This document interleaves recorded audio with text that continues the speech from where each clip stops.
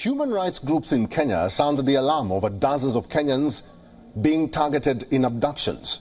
Organised online and leaderless, the protests, initially a call to repeal tax hikes, have developed into a movement that has cut across Kenya's traditional ethnic divisions, becoming the biggest threat of William Ruto's 2-year-old presidency. Though Ruto withdrew the tax increases in a victory for the movement, the heavy-handed reaction to the protests' campaign groups have documented hundreds of arrests and at least 39 deaths, has raised fears of rights backsliding in Kenya. Here's a report from Nairobi.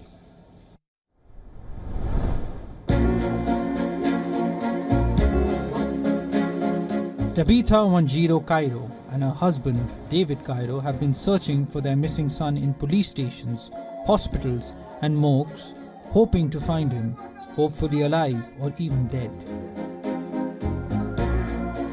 Their son went missing during recent protests against the finance bill that was being debated in Parliament in the Kenyan capital, Nairobi. 28-year-old Joseph Mwangi was a street salesman, peddling whatever he could to make ends meet. But he had big dreams of becoming a police officer or soldier serving his country. Joseph's parents say they are only half alive.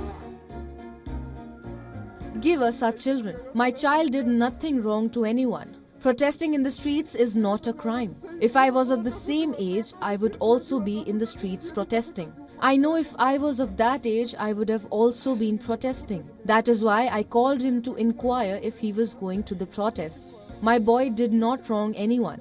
They should release our children. Why are they making us suffer?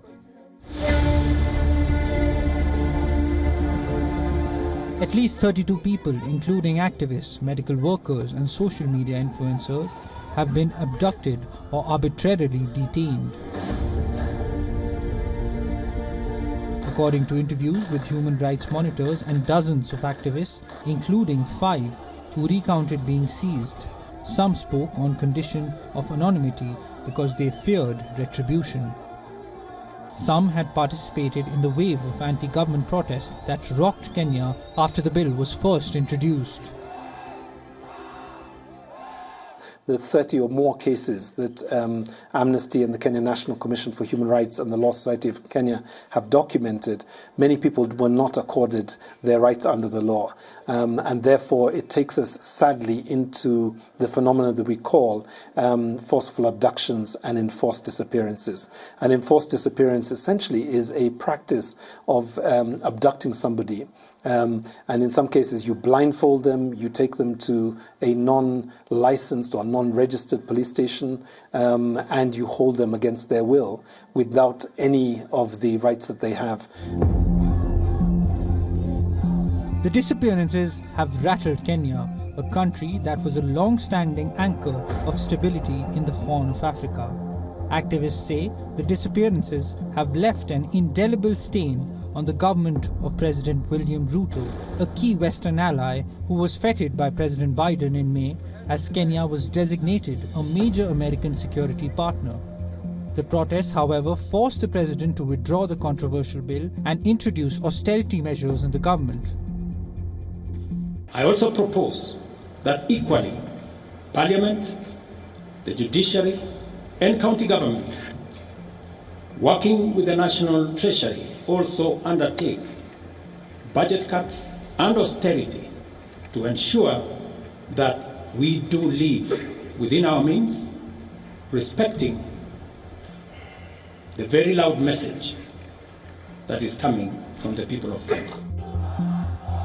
In the aftermath of the unprecedented demonstrations, 2 different events were organized. One was a memorial concert for demonstrators killed during recent anti-government protests. Before the Uhuru Park Youth Extravaganza, activists planned white crosses with the names of at least 39 people who were killed in clashes with the police during several days of protests. Memorials have also come up for the day demonstrators stormed Parliament.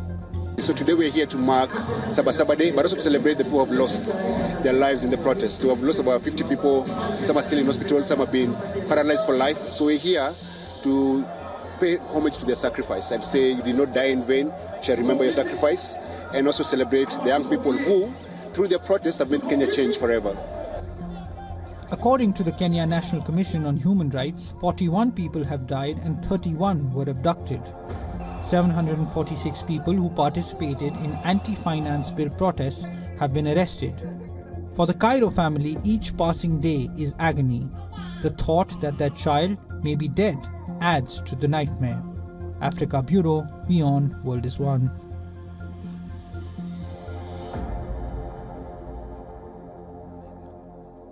For all the latest news, download the WION app and subscribe to our YouTube channel.